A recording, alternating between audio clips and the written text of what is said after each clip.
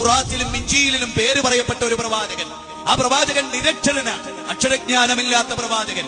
ആ നബി സല്ലല്ലാഹു അലൈഹി വസല്ലം പിതാവിന്റെ കൈപിടിച്ച് പള്ളിക്കൂടത്തിൽ പോയി പഠിച്ചിട്ടില്ല, അക്ഷരങ്ങൾ പഠിച്ചിട്ടില്ല, ഏതെങ്കിലും വേദപണ്ഡിതന്റെ മുമ്പിൽ ഇരിക്കാനുള്ള അവസരം ഉണ്ടായിട്ടില്ല. ജനിക്കുന്നതിന് മുമ്പ് പിതാവ് മരിച്ചുപോയി. ജനിച്ച് 6 വർഷം കഴിയുമ്പോൾ മാതാവ് മരിച്ചുപോയി.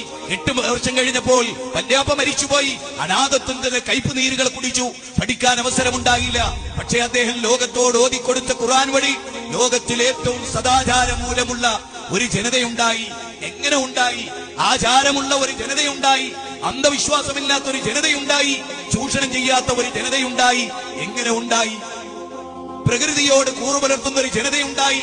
അള്ളാഹുവിനോടുള്ള ബന്ധം, മനുഷ്യരും തമ്മിലുള്ള ബന്ധം, മനുഷ്യരും പ്രകൃതിയും തമ്മിലുള്ള ബന്ധം എല്ലാം കാത്തു സൂക്ഷിക്കുന്ന ഒരു ജനപദമുണ്ടായി. അനാവശ്യമായി അമിതമായി ഒരു തുള്ളി വെള്ളം ഉപയോഗിച്ചാൽ ഇതെന്താണ് സേദേ? അമിതമായി വെള്ളം ഉപയോഗിക്കുകയോ, ഒഴുകിപ്പോകുന്ന തടാകത്തിൽ എത്ര ഗ്യാലൻ വെള്ളമുണ്ടെങ്കിലും അവിടെ പോലും അമിതമാകരുത് എന്ന് മോഹൻലാൽ പാണ്ഡെയോട് മഹാത്മാഗാന്ധി പറഞ്ഞത് സബർമതി എന്റെ തറവാട്ടുവകയല്ല, ഞാൻ ഈ മൺകുടത്തിൽ വെള്ളം ഉപയോഗിക്കുന്നത് പ്രവാചകന്റെ ഒരു ഉപദേശമാണ്. വെള്ളം പൊതുജനങ്ങൾക്കുള്ളതാണ്, ജീവജാലങ്ങൾക്കുള്ളതാണ്, പക്ഷിമൃഗാദികൾക്കുള്ളതാണ്, ഭൂമിയിൽ മുളപൊട്ടുന്ന സസ്യങ്ങൾക്കുള്ളതാണ്. ആ വെള്ളത്തെ അമിതമായി ഉപയോഗിക്കാൻ പാടില്ലെന്ന് ലോകഗുരു പ്രവാചകൻ പഠിപ്പിച്ചത്